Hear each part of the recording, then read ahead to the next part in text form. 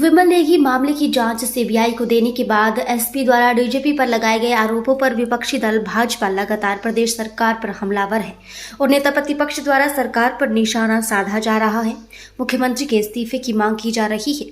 वहीं मुख्यमंत्री के मीडिया सलाहकार नरेश चौहान ने उस बात पर पलटवार किया है और भाजपा पर विमल नेगी मामले पर राजनीति करने के आरोप लगाए हैं। उन्होंने कहा कि विमल नेगी की मौत जिन परिस्थितियों में हुई वे दुर्भाग्यपूर्ण है। सरकार की संवेदनाएं उनके परिवार के साथ है, लेकिन भाजपा ने इसे राजनीतिक मुद्दा बनाया है और पहले दिन से ही भाजपा इस पर राजनीति कर रही है। उन्होंने कहा कि भाजपा का विमल नेगी के परिवार के साथ कोई संवेदना नहीं है। भाजपा की सरकार को गिराने के लिए इसे मुद्दा बना रही है। उन्होंने कहा कि प्रदेश सरकार द्वारा इस मामले की निष्पक्षता से जांच की गई और पहले दिन से ही जो भी विमल नेगी के परिजनों ने मांग उठाई उसके तहत ही सरकार ने काम किया। उसके परिजनों ने अधिकारियों को सस्पेंड करने और इसमें एफआईआर दर्ज करने की मांग की। सरकार ने तुरंत इस पर संज्ञान लिया और जांच के लिए एसआईटी का गठन भी किया गया। यही नहीं, एसीएस को विभागीय जांच सौंपी। गुजरात माता के पीछे क्या कारण है, ये उनके परिवार वाले भी जानना चाहते हैं और प्रदेश की जनता भी जानना चाहती है। और सरकार की मंशा साफ है कि विमल नेगी मामले की निष्पक्ष जांच हो, लेकिन हाईकोर्ट ने इस मामले की सीबीआई जांच करने के आदेश दिए हैं और सरकार उसका भी स्वागत करती है। लेकिन भाजपा इस पर राजनीति करने का काम कर रही है और मुख्यमंत्री की छवि को खराब करने की कोशिश की जा रही है। उन्होंने विपक्ष को नसीहत देते हुए कहा कि राजनीति करने के बजाय प्रदर्शित में उन्हें काम करना चाहिए और हिमाचल प्रदेश को आर्थिक रूप से मजबूत करने के लिए उन्हें सरकार को सुझाव देना चाहिए और जनहित में उन्हें काम करना चाहिए। वहीं नरेश चौहान ने कहा कि मुख्यमंत्री 3 दिनों तक दिल्ली में रहे और केंद्रीय मंत्रियों के साथ मिलने के साथ साथ प्रधानमंत्री के साथ भी मुलाकात की और प्रदेश के मुद्दों को प्रमुखता से उन्होंने उठाया है। खासकर जीएसटी शेयर का मामला वित्त मंत्री के साथ उठाया गया है। देखिए, जहां तक विपक्ष के नेता की बात आप करते हैं बार बार, वैसे हम इसका राजनीतिकरण नहीं करना चाहते। ये मुद्दा राजनीति का नहीं था। ये दुर्भाग्यपूर्ण था कि विमल नेगी जी की जिन परिस्थितियों में मौत हुई, हमें इसमें पूरी संवेदना उनके प्रति, उनके परिवार के प्रति थी। दुर्भाग्यपूर्ण भाजपा को ये एक राजनीतिक मुद्दा समझ है। उसी दिन उन्होंने इस पर राजनीति शुरू की। मैं ये दावे के साथ कह सकता हूँ कि उनको कोई सिंपैथी उनके परिवार से नहीं, उनको केवल ये एक राजनीतिक मुद्दा सरकार को घेरने के लिए मुझे लगता है नजर आता है। जितनी भी बयानबाजी और जो भाजपा ने सब कुछ किया पहले दिन से, वो साफ दिखता है कि उनके लिए एक राजनीति का ये दुर्भाग्यपूर्ण है कि उनको इसके पीछे भी राजनीति दिखती। जहाँ तक सवाल है हमारी सरकार का, हमने पहले दिन से लेकर जब से ये घटना घटी, जब से विमल नेगी जी की डेड बॉडी मिली, जो भी उनके परिवारजन ने, उनकी वाइफ ने, उनके रिश्तेदारों ने जो भी चाहा, माननीय मुख्यमंत्री जी ने तत्काल उस पर एक्शन लिया। हमारी सरकार ने एक्शन लिए। चाहे उन अधिकारियों को अपने पदों से हटाने की बात थी, या उनके अगेंस्ट एफआईआर दर्ज करने की सवाल था, या उनको बाद में सस्पेंड करने की बात थी।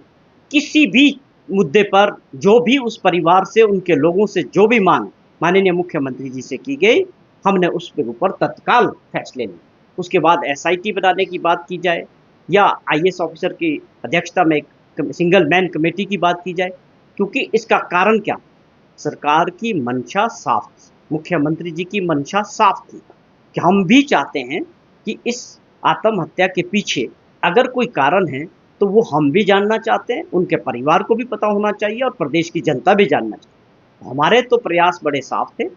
हमने बहुत शॉर्ट टाइम में बहुत सारी इसमें काम किया, लेकिन उसके बाद जो परिस्थितियां बनी, माननीय हाई कोर्ट ने जो फैसला किया, वो हमने इसको एक्सेप्ट किया है।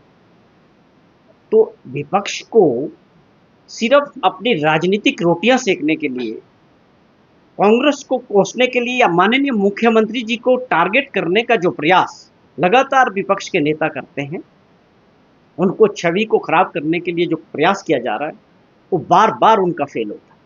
उसका कारण है वो एक सोच के साथ, ईमानदारी के साथ माननीय मुख्यमंत्री जी प्रदेश के लिए काम करना चाहते हैं। जब आप थोड़ा लीक्स के हट से काम करते हो, उसमें थोड़ी मुश्किलातें जरूर आती, उसका विरोध भी होता है।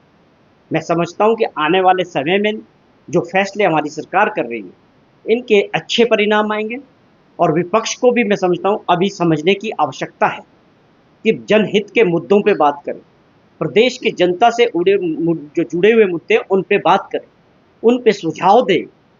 हम सब की सामूहिक जिम्मेदारी है कि प्रदेश की जो आर्थिक स्थिति है उसको मजबूत करने की जिम्मेदारी केवल उनकी नहीं, जो सरकार में बैठे, जो विपक्ष में भी बैठे, उनके सुझाव होने चाहिए कि हम मिलजुल के जो है प्रदेश के हितों की लड़ाई, चाहे वो भारत सरकार के सामने लड़नी है, चाहे कोई सुझाव है, वो आने चाहिए। मैं फिर से आप लोगों के माध्यम से विपक्ष के नेताओं से आग्रह करता हूं कि अपनी राजनीतिक सोच से, छोटे स्वार्थ से उठकर प्रदेश के हित में कुछ सुझाव सरकार को दें, कुछ अच्छे कदम उठाएं और सरकार के साथ मिलकर भारत सरकार के साथ चलें कि हमें जो स्पेशल पैकेज की बात है, हमारे जो ड्यूज है, उनको दिलाने के लिए आपकी क्या राय है, इस पे काम करने की आवश्यकता है। हाईकमांड के सामने भारत सरकार के सामने रखी है।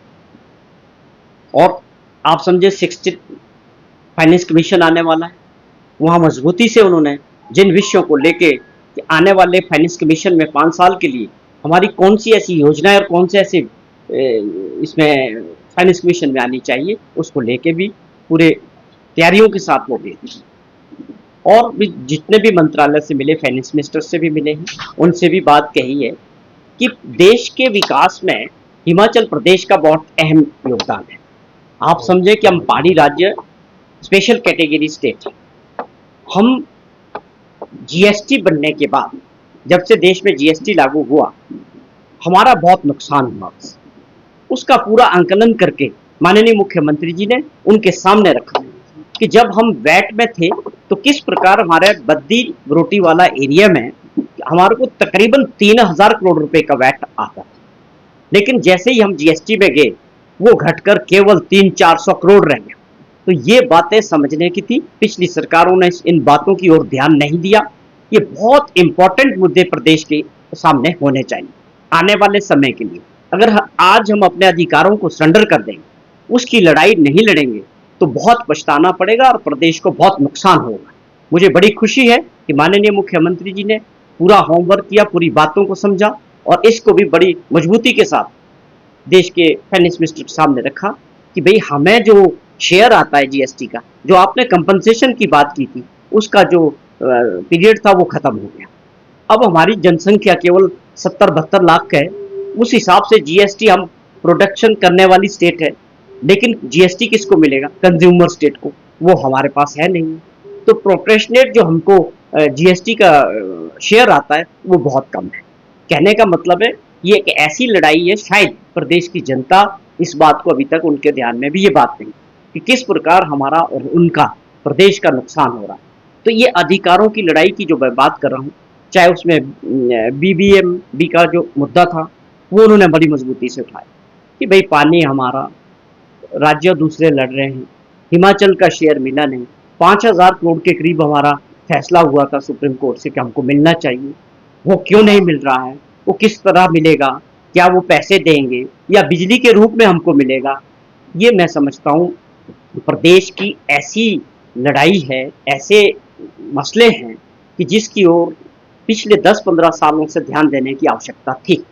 लेकिन आज अगर इस सरकार ने और माननीय मुख्यमंत्री जी ने इन मुद्दों को समझा है और इस लड़ाई का जिम्मा अपने ऊपर लिया है, तो मैं समझता हूं कि भारत सरकार को हमारी बात समझनी पड़ेगी, क्योंकि ये सारे जो मसले हैं ये बिल्कुल जायज़ हैं।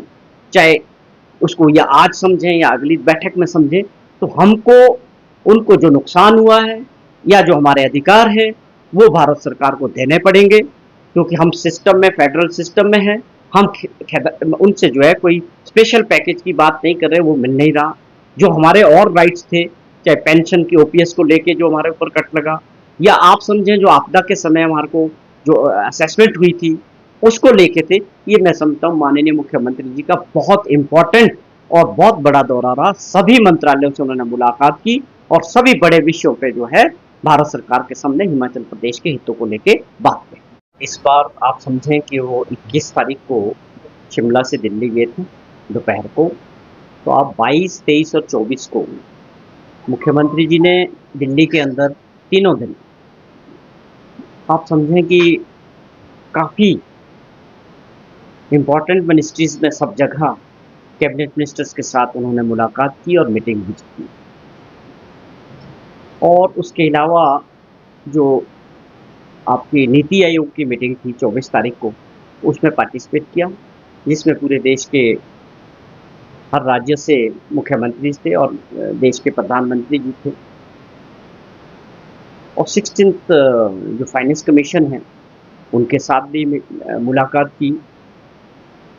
नीति आयोग के जो वाइस चेयरमैन हैं मिस्टर पनगड़िया साहब, उनसे भी अलग से मुलाकात की। देश की फाइनेंस मिनिस्टर, उनसे भी मुलाकात की। और आप समझें कि जो हमारे पावर मिनिस्टर है देश के, उनके साथ भी हिमाचल प्रदेश के जितने भी मुद्दे थे, मुझे लगता है कि ये इस बार का जो दौरा माननीय मुख्यमंत्री जी का था, वो अपनी पूरी अधिकारियों के साथ पूरी तरह प्रिपेयर्ड होके गए थे कि हिमाचल प्रदेश के हितों को लेके अलग अलग डिपार्टमेंट्स में और मिनिस्ट्रीज में उन्होंने अपनी बात मजबूती के साथ प्रदेश के लोगों की बात दिल्ली के अंदर रखी। जिसमें हमारे पावर प्रोजेक्ट्स थे, उनमें जो हमारा अधिकार है, हिमाचल प्रदेश का जो शेयर है फ्री पावर को लेके, और 40 साल बाद वो पावर प्रोजेक्ट प्रदेश को वापस आने चाहिए थे, वो बहुत इंपॉर्टेंट मुद्दे थे। इनको लेके बात हुई खट्टर साहब के साथ। और जो SJVNL के साथ हमारे 3 प्रोजेक्ट्स के लेके चली है बातचीत, हमारी सरकार बनने के बाद माननीय मुख्यमंत्री जी ने एक बात को देखा कि पिछली सरकार ने, भाजपा की सरकार ने, प्रदेश के हितों को सरेंडर करके जो एग्रीमेंट्स SJVNL के साथ किए थे, उसको हमने कहा कि हम ये नहीं होने देंगे। अगर SJVNL और दूसरे जो PSUs हैं, उनको हमारी शर्तें जो प्रदेश की हैं, पावर प्रोजेक्ट्स को लेके जो हमारी नीति है हाइडल पावर, वो एक्सेप्ट करते हैं तो हम इसको आगे कंटिन्यू करें। लेकिन आप समझें कि वो आपके सामने रहा, उसमें लोगों के हितों की और प्रदेश के हितों की लड़ाई को मैं समझता हूँ लास्ट स्टेज पे ये पहुंच चुका है। हम इन चारों प्रोजेक्टों को वापस लेके प्रदेश सरकार इनको खुद करे। हमारी शर्त थी कि आप 12, 15 और 18% फ्री पावर की जो पॉलिसी है, और 40 साल बाद ये प्रोजेक्ट हिमाचल को वापस मिलने चाहिए, और उन्होंने इसको एक्सेप्ट नहीं किया है। तो हमने ये फैसला लिया है सरकार ने कि इन सभी प्रोजेक्टों को हमारी सरकार खुद इसमें पावर हाइडल पावर तैयार करे। तो मैं समझता हूँ ये प्रदेश हित की जो सोच सुखविंदर सिंह सुक्खू जी की सरकार ने शुरू की, वो उन्होंने